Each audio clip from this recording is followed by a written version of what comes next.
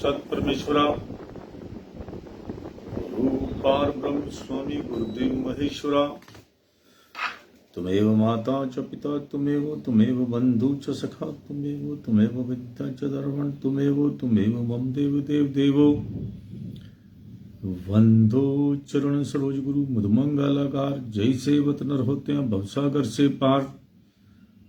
गुरु जी के सिमरण मात्र से नाशत विगणन तासे सर्वपुरम में ध्यावत है सब संत।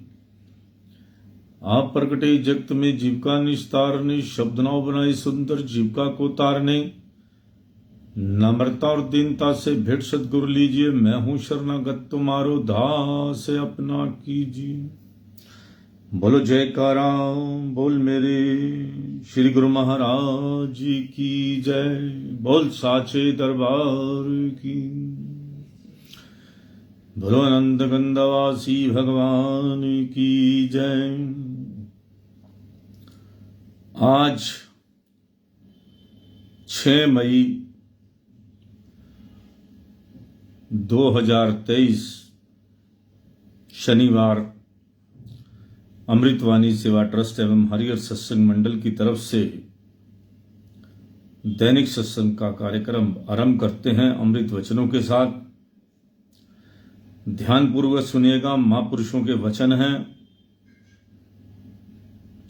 ये कोई आम वचन नहीं है।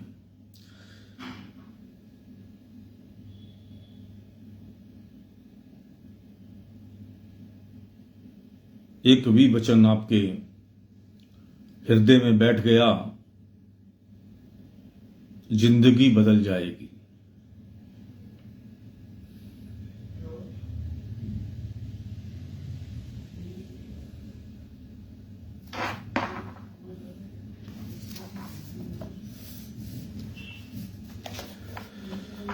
मन का यह स्वभाव है कि एक क्षण भी स्थिर नहीं रह सकता। इसे स्थिर करने के 2 साधन हैं, सेवा और अभ्यास। सेवा द्वारा जब मन निर्मल हो जाएगा तो स्वतः ही भजन अभ्यास में लगने लगेगा। ईर्ष्या की बीमारी वाले जीव टीबी और कैंसर के रोगियों से भी कई गुना अधिक भयानक हैं, जो ईर्ष्या करते हैं। इसलिए किसी के प्रति मन में ईर्ष्या भाव नहीं रखना चाहिए।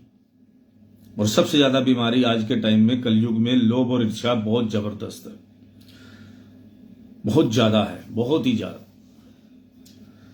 बच्चे भी आपस में ईर्ष्या करते हैं, भेदभाव करते हैं, बड़े भी करते हैं। ईर्ष्या का मैटर बहुत बड़ा और परिवारों में तो बहुत ही बढ़ता जा रहा है। कभी भक्ति मार्ग में दुख सहना पड़े तो उसे प्रसन्नता पूर्वक सहन कर लेना चाहिए। उसमें ही भलाई निहित है। और यही कहना चाहिए कि जो श्री सद्गुरुदेव की आज्ञा व मौज है वह मुझे स्वीकार है। ये आज से 60 साल 65 साल पुराना ये सब अमृत वचन लिखे गए थे। इस टाइम कलयुग के अंदर इन सारी बातों को फॉलो करना मुश्किल है, मगर असंभव नहीं। सिर्फ थोड़ा सा मन को समझाना है। किसी युग में भी आप जन्म लेते, चाहे सतयुग में लेते, चाहे द्वापर में, चाहे त्रेता में, चाहे कभी भी, मन को समझाने का सिस्टम तो आपको तब भी करना ही पड़ता। आप किसी भी काम के लिए मन को समझा लेते हैं जिसमें आपका इंटरेस्ट होता है। आदमी जिसमें रुचि रखता है उस काम को करने के लिए तैयार हो जाता है, चाहे वो कितना भी कठिन हो। भक्ति 1% लोग भी नहीं करते, उस तरफ नहीं चलते, क्योंकि उनकी रुचि नहीं है। और जिनके पुराने संस्कार हैं, जिनकी रुचि है भक्ति की तरफ, अपने प्रभु से मिलने के लिए, जिसने ये सोच लिया है कि मुझे मालिक से मिलना है, अगर वो रुचि रखे भक्ति के अंदर तो बिल्कुल मुश्किल नहीं है कि उसको परमात्मा ना मिले। किस रूप में मिले, कैसे मिले, फिर जो है पक्का मिलेगा। बड़ी सारी कथाएं हैं इसके बारे में। जिसमें जो है हम आपको बता सकते हैं कि लोग संसार में रहना ज्यादा पसंद करते हैं, परलोक का सुख भोगना, भक्ति के रास्ते चलकर और मुक्ति के रास्ते पर पहुंचना, मुक्ति चाहना बहुत कम लोग पसंद करते हैं। जिसमें कथा है भगवान लक्ष्मी के पांव दबा रही थी समुद्र में, जैसे बताया जाता है भगवान विष्णु जो हैं शेषनाग पर विराजमान होकर जो है, चित्र में भी देखा होगा आपने, तो उन्होंने ऊपर से नारद मुनि जी पहुंचते हैं भगवान के पास। भगवान को कहते हैं कि भगवान आप जो हैं अकेले विचरण करते हैं पूरे समुद्र में, पूरे यहां पर कोई भी इस लोक में आप अकेले घूमते हैं। तो भगवान ने कहा कि भाई हमारे पास कोई आना ही नहीं चाहता। नारद मुनि का ना ऐसे कैसे, हर आदमी को इस सुख भोगने के लिए स्वर्ग में और बैकुंठ में आना चाहता है, लेकिन बैकुंठ लोक में जो ऐसा कोई हो ही नहीं सकता। तो नारद मुनि को भगवान ने ड्यूटी लगाई कि जाओ किसी को लेकर आओ जो यहां बैकुंठ में रहना चाहता हो आकर। अब भगवान को तो सब मालूम है कि इंसान जो है काम क्रोध लोभ मोह अहंकार के अंदर, इन चस्कों के अंदर, इस इंद्रियों के अंदर ऐसा फंसा हुआ है कि ये काम बड़ा असंभव सा है। तो नारद मुनि जी एक सेठ के पास गए, उनको बोले भाई सेठ जी एक बात बताओ, आप बैकुंठ चलोगे? बड़े मजे हैं वहां, आराम से मौज लेना। उसने कहा भैया मैं बहुत मौज ले रहा हूं, अपने काम से बड़ा खुश हूं, अभी मेरा कोई समय नहीं आया, अभी तो मेरा बच्चों बयाने हैं, उसके बाद पोते देखने हैं, अभी मेरा कोई समय नहीं है, अभी मुझे नहीं बैकुंठ में नहीं जाना। अब नारद मुनि जी कहते हैं कब जाओगे? बोले जी बुढ़ा हो जाऊंगा, जब मेरा समय आएगा, बच्चे बुच्चे मेरे थोड़े शादीशुदा हो जाएं, फिर मैं सोचूंगा भाई बैकुंठ में जाने के लिए, अभी तो मेरा समय नहीं है। अब नारद मुनि जी ने देखा कि भाई उसके बच्चे ब्याह गए हैं बहुत समय बाद, और वो सेठ जी जो हैं, फिर सेठ जी के पास गया, हाँ जी अब चलें बैकुंठ में? नहीं भाई अभी कोई मेरा पास समय नहीं है, अभी मेरे बच्चे जो हैं, अभी मैं अपनी ब्याह शादियां की हैं, अभी पोते होंगे उनके साथ खेलूंगा, फिर जाने की सोचेंगे। अब कुछ समय बाद नारद मुनि जी फिर पहुंच गए, जब उनके पोते हो चुके थे, पोते पुते हो गए, तो उन्होंने कहा चलो बैकुंठ। उसने कहा क्यों नारद मुनि जी मुझे तंग करते हो, मैं बहुत एंजॉय कर रहा हूं अपने पोतों में। नारद मुनि जी बड़े वो परेशान हो गए, भाई ये तो कोई जाने को तैयार ही नहीं है। इसने थोड़े दिनों बाद जो है क्या हुआ कि उस सेठ जी जो है शरीर छोड़ गए। अब नारद मुनि जी थोड़े दिनों बाद फिर गए, तो उन्होंने देखा कि सेठ जी नजर नहीं आ रहे। फिर उन्होंने अपने तीसरे नेत्र से देखा कि सेठ जी जो कुत्ते का जन्म लेके गेट पे जो बैठे हैं वो सेठ जी हैं। उन्होंने कुत्ते को जो है अपनी ताकत से आवाज की शक्ति प्रदान की और कहा सेठ जी बन गए कुत्ते, मैं तो बैकुंठ लोक कह रहा था आपको चलने के लिए, मगर आप तो कोई अब कुत्ते बन के यहां बैठे हो, अब भी ले जा सकता हूं आपको, ऐसे भी आपको ले जा सकता हूं। तब उन्होंने कहा, सेठ ने कहा जो कुत्ता बना हुआ था, भैया मैं यहां आराम से बैठा हूं, पोते पोतियां अपने बच्चों को सब देखता हूं,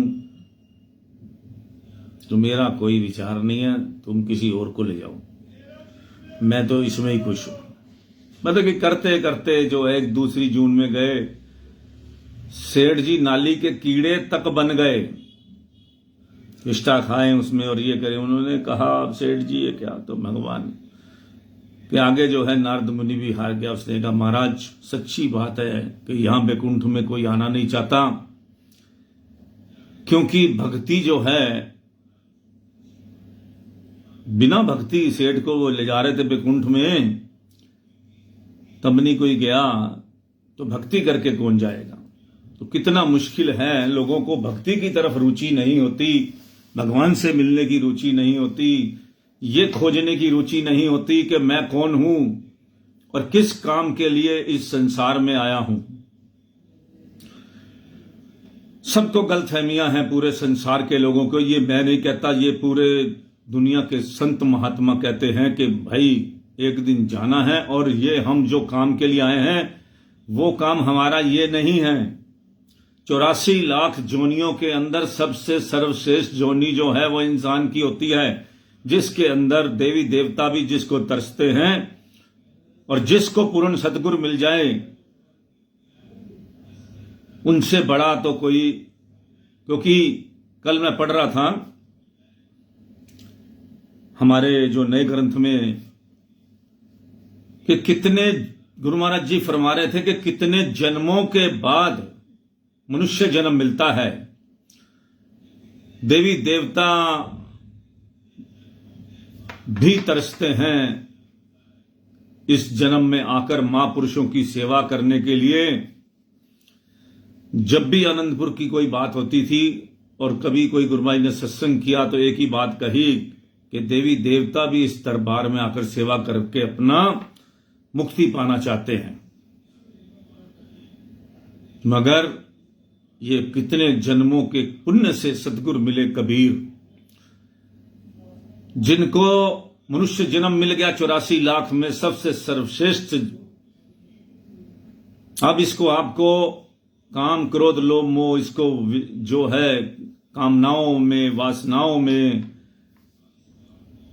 भोग में, संसारी भोगों में आपको इसको गुजारना है, या जिस काम के लिए आए हो।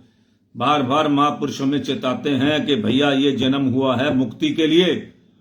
पता नहीं कितने 84 लाख जोनियों के बाद इस शरीर को आपने प्राप्त किया, कितने पुण्य किए, थोड़े थोड़े इकट्ठे हुए तो ये मनुष्य जन्म मिला आपको, और अब आप इसको व्यर्थ गवा रहे हो। जागो, और इसकी एक म्याद है, तय है इसकी म्याद। हद मार के इंसान क्या जी रहा है आज के टाइम में। 65 साल वाले जा रहे हैं, 60-65 की लाइन लगी हुई है, एवरेज यही उम्र है। ये पुराने लोग हैं जो 70, 80, 90 तक पहुंच रहे हैं। आज की यंग जनरेशन देख लेना, जिस हिसाब से खा पी रहे हैं, जिस हिसाब से उनका शरीर जो आज के टाइम में पल रहा है, जिस चीजों को वो खा के पल रहे हैं, ये सब व्याधियां होंगी, इससे बीमारियां होंगी। पैदा होते ही लोगों को ब्लड प्रेशर है, पैदा होते ही शुगर है, पैदा होते ही आजकल क्या देख रहे हैं हॉस्पिटलों में, छोटे बच्चों का भी कैंसर का इलाज शुरू, स्पेशलिस्ट आ गए हैं। एक जमाना होता था बड़ों को कैंसर होता था, भरा पड़ा है माइनर कैंसर वालों का, जिनको छोटे बच्चों को कैंसर हो गया है, पैदा होते ही कैंसर होता है। क्यों? वो व्याधियों के साथ पैदा होता है। क्यों? बड़ी सारे कारण हैं, बहुत सारे कारण हैं।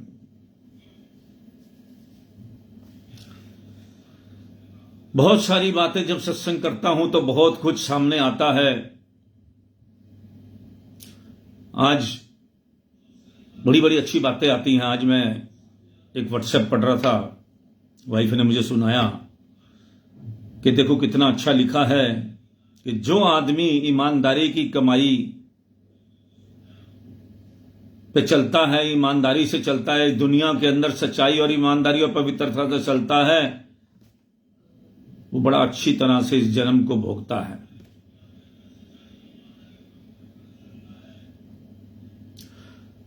और जो बेईमानी के काम से चलता है, छल कपट से चलता है, बेईमानी के पैसे से कमाई करता है, वो भुगतता है।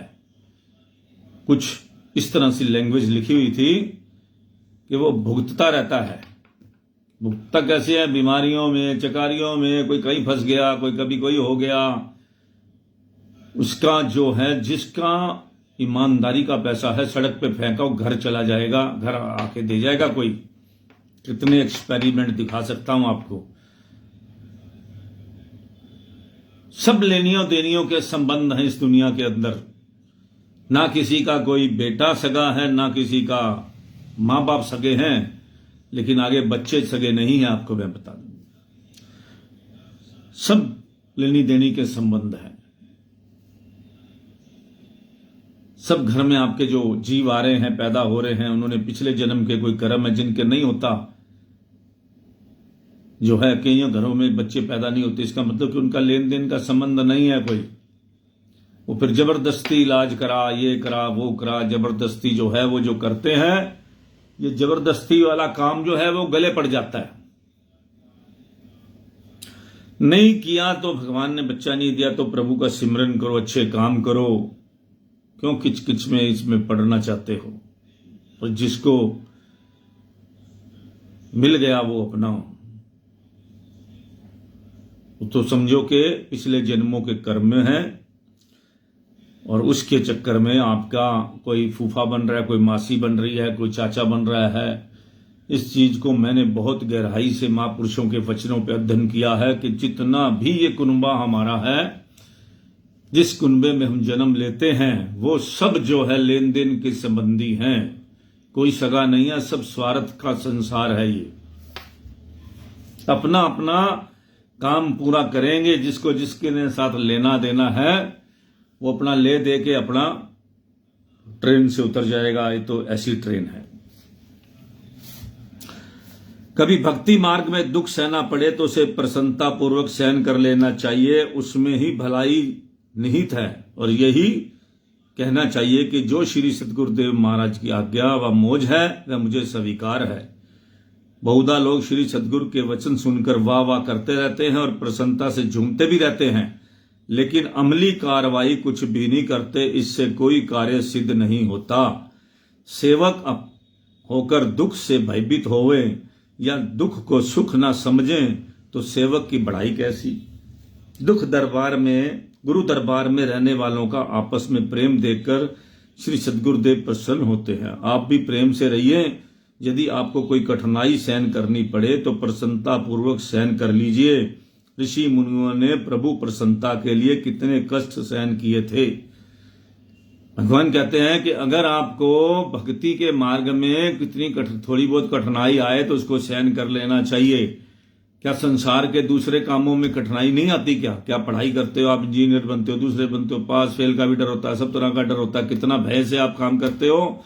तो भक्ति में तो उल्टा भय खत्म हो जाता है भक्ति करने से।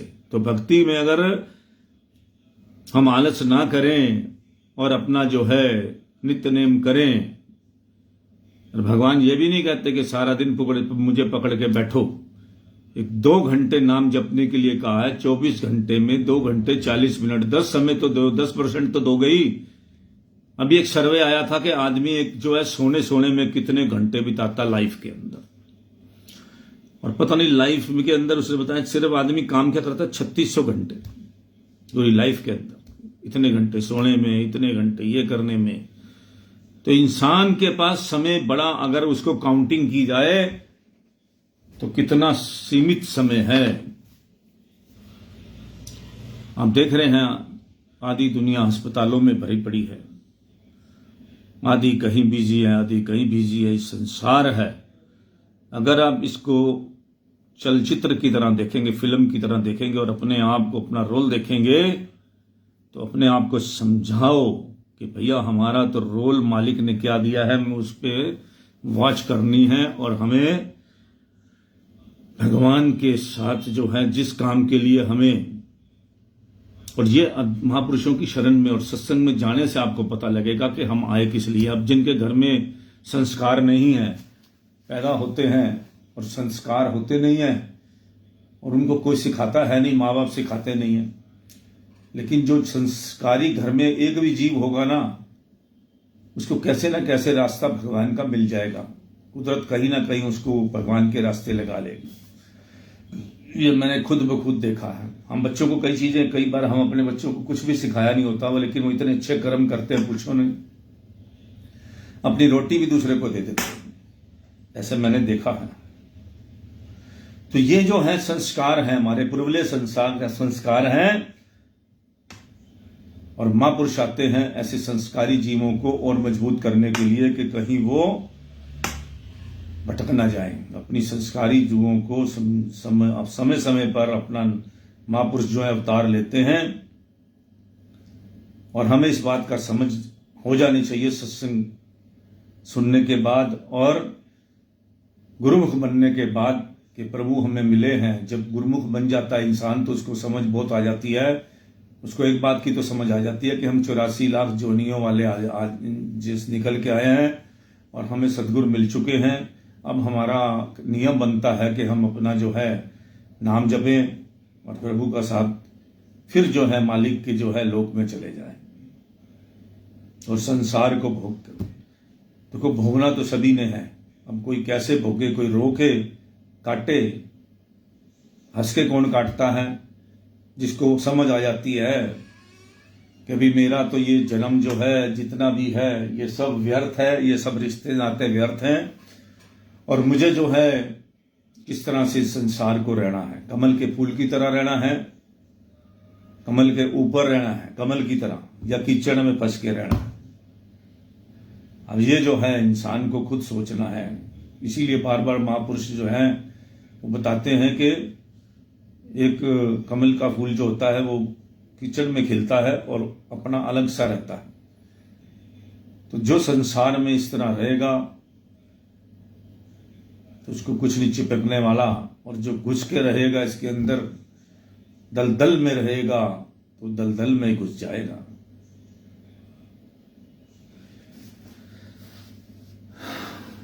सेवक के मार्ग में चाहे कितनी कठिनाइयां व बाधाएं उपस्थित हो जाएं, परंतु वह दूसरे जन्म के लिए ना छोड़कर इसी जन्म में ही प्रेम व सहनशीलता से श्री गुरु चरणों में पहुंचकर सच्चा आनंद प्राप्त करने की चेष्टा करता है।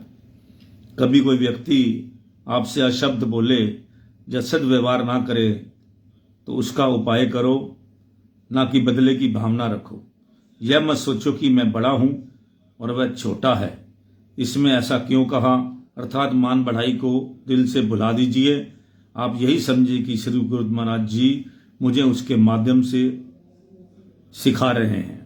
यदि आप कहें सब मेरी आज्ञा में चले और मुझे प्रसन्न रखने के लिए सब कुछ करें तो यह सब माया है। यदि आपका कहीं अनादर होता है तो आपको ये सोचना चाहिए कि श्री गुरु महाराज जी ने मुझे माया से बचाने के लिए और हऊ में की मैल धोने के लिए सब कृपा की है। अगर आप स्वयं को बड़ा समझोगे तो आत्मोन्नति नहीं कर सकोगे। यदि किसी ने आपको दुख दिया हो या दुर्व्यवहार किया हो तो इन सब बातों को भूल जाइए, स्वप्न में भी इन्हें याद ना करिए। स्वयं दुख सहन कर दूसरों को सुख देना इसी में सच्ची बड़ाई है, भक्ति एवं शूरवीरता है, और यही हमारा धर्म व फर्ज है।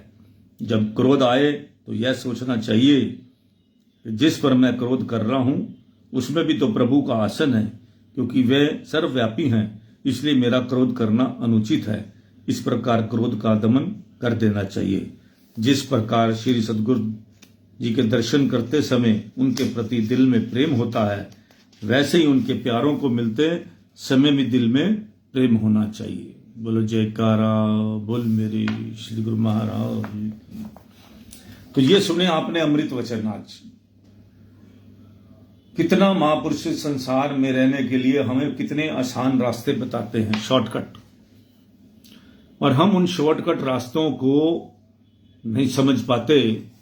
हम अपना जो है थोड़ी देर पढ़ेंगे, फिर उसके बाद इधर से दिमाग से कान से बात निकल जाएगी। हमेशा जो सत्संग है उसका हमेशा लोटा भरा रहना चाहिए, जो खाली नहीं होना चाहिए। एक मैंने आज सवेरे एक तजुर्बा किया कि इंसान को कितना संतोषी होना चाहिए। अगर आप संतोषी नहीं है तो आप हमेशा दुखी रहेंगे, आपको डिप्रेशन रहेगा, आपको दिक्कत रहेगी। अगर हम जोग तुद भावे सोई बलिकार, जो मालिक ने दिया है और जो हो रहा है, अगर आप उसमें खुश रहते हैं, मुकाबला तो कभी किसी से हो नहीं सकता। हमेशा नीचे देख के चलना चाहिए, झुक कर चलना चाहिए, नीचे देख के चलना चाहिए। कंपटीशन करने वाले जो हैं वो बहुत दुखी रहते हैं। तो इसलिए जो है, अगर आपने लंबा जीवन और सुखी जीवन जीना है तो संतोषी होना बहुत जरूरी है। कहते हैं कि कोई आदमी साधुओं की सेवा किया करता था। एक बार एक साधु उनके यहाँ आया जो अपने पास पारस मणि रखता था। उस पुरुष ने अपने स्वभाव अनुसार उनकी भी सेवा की। साधु प्रसन्न हुआ और प्रसन्न होकर उस पारस को, पारस एक धातु होती है, एक ऐसा चीज होती है जो किसी भी धातु के साथ लगा दी जाए वो सोना बन जाती है। तो उस पारस को उस मनुष्य के हवाले कर दिया और कहा कि इसके अंदर यह गुण है कि यदि लोया इसमें छू जाए तो यह सोना बन जाता। तू एक सप्ताह के अंदर जितना सोना इसे बनाना चाहे बना ले, परंतु 7 दिन गुजर जाने पर मैं तुझसे ये चीज वापस ले लूंगा। यह कहकर साधु चला गया। पीछे उस मनुष्य ने क्या किया, पारस को घर रखकर आप बाजार गया और पूछने लगा लोहे का क्या भाव है। मालूम हुआ लोहे का भाव 2 सिर बदगी रुपए है। सोचने लगा बहुत महंगा है, ना जाने कल तक सस्ता हो जाएगा। यह सोचकर बिना लोहे खरीदे घर में वापस आ गया। दूसरे दिन फिर पता लगा, फिर लगा लोहे का भाव कल से फिर कुछ तेज है। फिर लौट आया। उसका विचार था कि जब लोहा सस्ता हो जाएगा तब खरीदूंगा। भाव ये है कि इस प्रकार रोज बाजार जाता और लोहे का भाव पूछकर वापस आ जाता। 7 दिन गुजर गए। साधु अपने करार पर आन पहुंचा, परंतु उसे फिर उसी तरह कंगाल देखकर आश्चर्य हुआ। अरे तुझे तो मैंने पारस दिया था कि तू उससे जितना चाहे सोना बना ले ताकि तेरी गरीबी दूर हो जाए, क्या तूने उससे कोई लाभ नहीं उठाया। मैं बोला महाराज मैं कई बार बाजार गया लोहा खरीदूं, मगर क्या करता लोहे का भाव बहुत तेज था, इस वास्ते इस काम में देरी हो गई। कमाल की बात है। विचार यह है कि जब लोहा सस्ता होगा तब खरीदूंगा। यह सुनकर साधु हंसा, नादान तुझे तो मैंने वह चीज दी थी जिससे हफ्ता क्या 1 घड़ी के अंदर तू माला माल हो सकता था और इतना धन बना सकता था कि पुश्तों तक भी उसे बैठकर खाता तो खत्म ना होता। तेरी नादानी की भी कोई हद है कि तूने व्यर्थ लोहे का भाव पूछने में ही अनमोल समय को हाथ से खो दिया। यह सुनकर उस मनुष्य की आंखें खुली और रोने लगा, परंतु अब रोने धोने से क्या बनता था। अब पछताए क्या होत है जब चिड़ियां झुक गई खेत। इसी प्रकार संत कहते हैं जीव करोड़ों वर्षों से टेढ़ी योनियों के अंदर ठोकरे खाते हुए देखकर मालिक ने अति दया करके तुझे ये हीरा जन्म दिया है। इसमें भगवान की भक्ति रूपी धन को पाकर नीच जोनियों के कंगालपन से छूट, परंतु तूने ये अनमोल समय माया की गिनतियां गिनने में हाथ से खो दिया। जो लाभ इससे उठाना था वह ना उठाया। नर्तन पाए यतन कर ऐसा जिससे ये करतार मिले। ऐसी उत्तम जून पदारथ फिर नहीं बारंबार मिले। हे मन, इस मनुष्य जन्म को पाकर तू ऐसा यत्न करना चाहिए जिससे मालिक की भक्ति हाथ आए और उस परम पिता प्रभु के चरणों का मिलाप हो, क्योंकि ऐसा उत्तम और अनमोल जन्म बार बार मिलने का नहीं है। 2 दिन जगत में जीना है, इतने पर क्यों इतराते हो। मेरी काया मेरी माया शोर मचाते जाते हो। साथ नहीं हरि नाम लिया और गफलत में दिन रात कटे। काया भी बदनाम करी, अफसोस की हाली हाथ चले। संत कहते हैं जीव इस संसार में केवल 2 दिनों का जीवन है। इस 2 दिन के जीवन में तू किस बात पर फूला फिरता है और कहता है कि यह मेरा शरीर है, यह मेरा धन है, यह मेरा परिवार है और मैं इस सब का मालिक हूं। सो यह तेरी बहुत बड़ी भूल है। तेरी अपनी वस्तु तो केवल एक भगवान का नाम था जिसको तूने साथ लिया नहीं, और दिन रात अचेतता के इनमें एक घात भी चिंता योग्य नहीं है, क्योंकि ऐसा तो एक दिन होना ही है और अंत होकर रहेगा। इसलिए इन बातों की चिंता करना व्यर्थ है। चिंता ताकि कीजिए जो अनहोनी होए। यह मार्ग संसार को नानक थिरु न कोय। गुरबाणी का कथन है। चिंता योग्य बात यह होती है जो अनहोनी हो, परंतु जिस बात को यदि आदि से हम देखते आ रहे हैं और आसपास की हालतें रोज यह शिक्षा दे रही हैं कि संसार में किसी वस्तु को भी सदा के लिए ठहराव नहीं है, वहां हर एक वस्तु नाशवान है, फिर उसकी जुदाई में चिंता कैसी। आज जिस वस्तु को हम अपनी खुशी का सामान समझते हैं, कल वह हमारे पास नहीं रहती। यदि कल है तो परसों तक बिछुड़ जाती है, और ऐसी हालतें हम अपने जीवन में अनेक बार देखते हैं कि यहाँ जिन वस्तुओं को भी अपनाया जाता है वह ही गैर बन जाती हैं। जिस चीज से दिल लगाया जाता है वही अंत में दुखदाई हो जाती हैं। जिससे प्यार करते हो वो कोई नहीं प्यार करता आपसे, ये बात समझ लो। सिकंदर बादशाह ने अपने समय में बेअंत धन एकत्र किया। जब वह मरने लगा तो उसने हुक्म दिया कि मेरा सारा धन पदार्थ मेरे सामने ढेर कर दिया जाए। हुक्म की देर थी। बादशाही के सारे सामान, रुपया, पैसा, नौकर चाकर, हाथी, घोड़े और लश्कर आदि सब आन हाजिर हुए। उन्होंने पालकी में सवार होकर सबकी ओर देखा और पूछने लगा, भाइयों तुम में से कोई ऐसा भी है जो परलोक में मेरा साथ दे। सब ने रंज के हाथों आंसू पोंछते हुए सिर हिला दिया। फिर वही सवाल उसे एकत्र किए हुए धन से किया। उसने कहा, मैं तो इस संसार के लिए था, परलोक का साथी मुझे भी ना समझ। इतने सब की ओर से इस प्रकार से उत्तर सुनकर ठंडी सांस ली और आंसू बहाते हुए शब्द कहे, अफसोस, अगर मुझे यह सब पता होता कि मरते समय इन वस्तुओं में कोई भी मेरा साथ नहीं देगी तो मैं क्यों लोगों को दुखी करके इसको एकत्र करता रहा। परंतु उस वक्त रोने और अफसोस करने से बनता ही क्या था। अंत में बेबस और लाचार दिल में हसरतों को लिए हुए दुनिया से खाली हाथ चल बसा। अच्छे दिन पाछे गए, गुरु से किए ना हेत, अब पछतावत क्या करें, चिड़िया चुग गई खेत। कबीर नौबत आपनी दिन 10 लेहू बजाए, यह पुरपट्टन यह गली बहुरे न देखो आए। पांचों नौबत बाजती होत 36 राग, 100 मंदिर खाली पड़ा बैठन लगे कांग। एक दिन ऐसा होएगा सब सो परे बिछोए, राजा रानी छत्रपति क्यों नहीं सावध होए। उजड़ खेड़े ठीकरी घड़ी घड़ी गए कुमार, रावण जैसा चला गया लंका का सरदार। ऊंचा महल चुनवाते करते होड़म होड़, स्वर्ण कली ढलवाते गए पलक में छोड़। कहा चुनाचे मेडियां लबी भीत उसार, घर तो 3.5 हाथ घना तो 4.25। 5 तत्व का पुतला मनुष्य धरिया नाम, दिनाचार के कारणे फिरी रोके ठाम। कबीरा गर्व न कीजिए देही देखी सुरंग, बिछुरे पे मेला नहीं जो के चली भुजंग। मरोगे मर जाओगे कोई न लेगा नाम, उजड़ जाए बसोएंगे छोड़ के वास्ता गाम।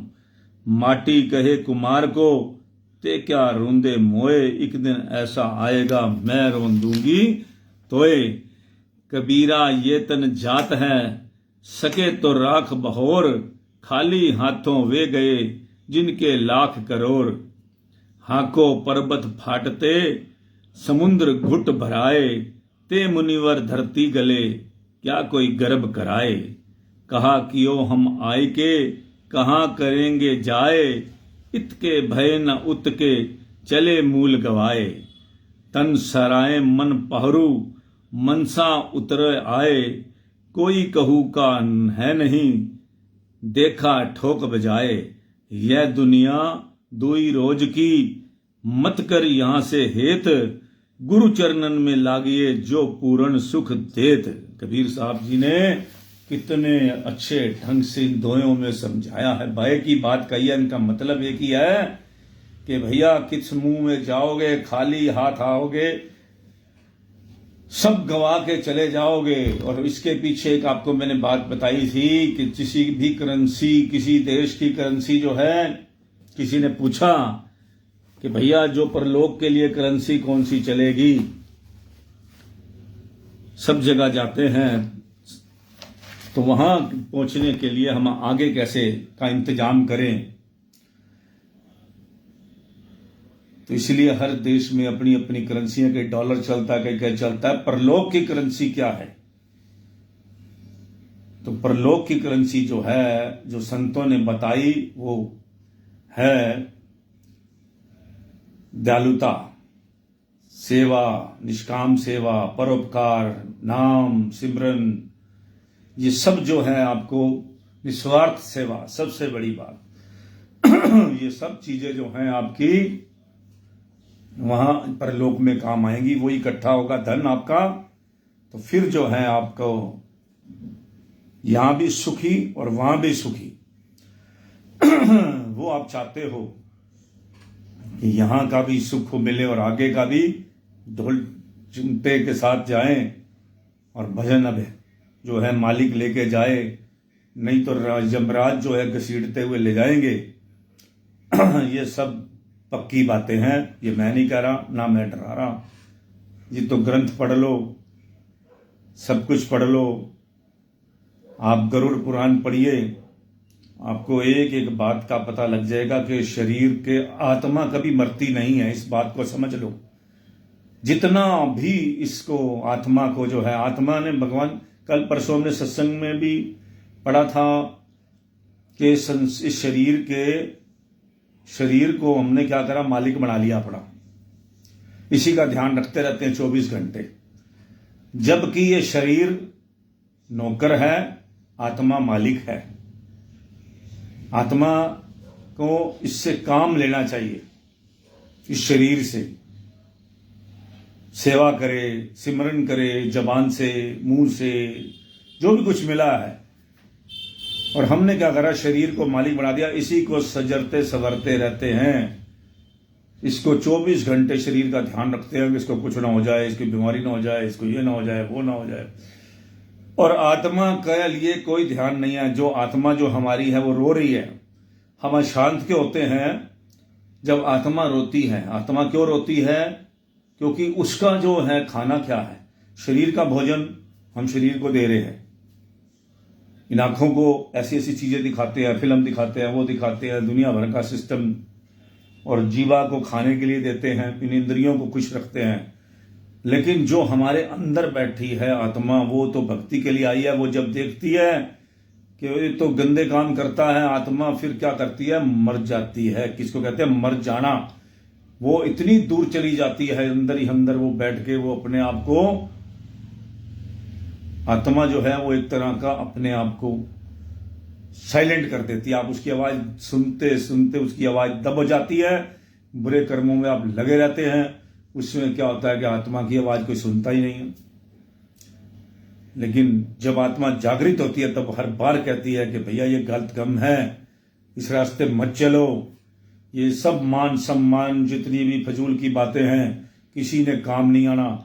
आज आपके पास पैसा है तो आपके पास 2 लोग आ जाएंगे पर्ची कटाने के लिए या कुछ काम के लिए, हाथ डालने के लिए, आपको शील्ड देंगे, ये देंगे, वो देंगे। ये सब दुनियावी बातें हैं। आज आपके पास 1 रुपया नहीं है तो उसके आपको कुछ नहीं मिलने वाला। कहते हैं पहले हमारे मदर वगैरह हमें बचपन में समझाते थे तो हम इस बात को समझते नहीं थे।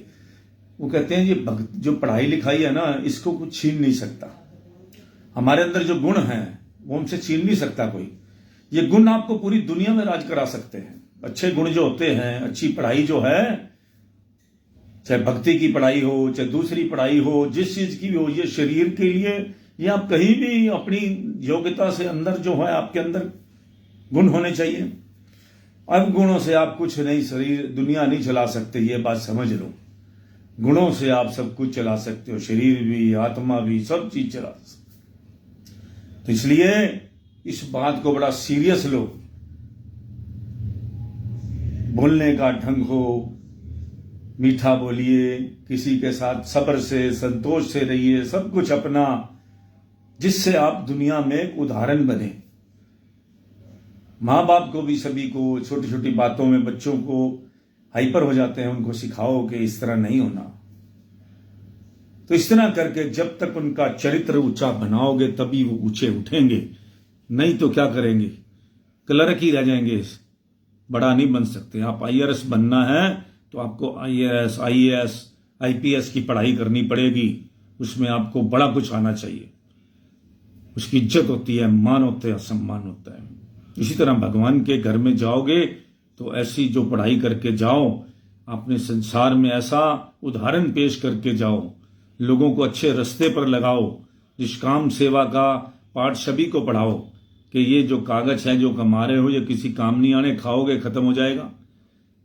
जो प्रलालबद्ध लाए हो इसी गलत काम में ही खत्म हो जाएगी, इसलिए इसको अच्छे काम में लगाओ। ये जो आपको धन मिला है, संसारिक धन भी मिला है, इसको भी, और जो श्वासों की जो माला मिली है इतनी कीमती है, कबीरदास जी ने उसको कहा 3 लोक का मोल है एक श्वास की कीमत। तो कितनी ताकत है, इतनी ताकत है नाम में। जब भाई श्वासों से आप नाम जपोगे इतनी ताकत मिलेगी, आगे पीछे सब घूमने लग जाएगी। ये धन पदार्थ सब ऐसे घूमेंगे, संतों की चरणों की अंदर चेरी बनकर घूमती है। तो सभी को जय सच्चिदानंद, राम राम, सत श्री अकाल। आज का सत्संग जो है शेयर जरूर करें आगे से आगे, कि किसी को भी आप आगे भेजते हैं तो उससे जो है हमें कोई पैसे नहीं चाहिए, ना हमें मिलते। हमें तो सिर्फ ये है कि सत्संग जो है इतनी कीमत इसकी बढ़ा दो कि कईयों को भेजो आगे, कि जो भी है थोड़ा सा कोई अच्छे कर्म, कोई सत्संग सुन के किसी का मन बदल जाए। ये बहुत बड़ी बात है। जय सच्चिदानंद, राम राम।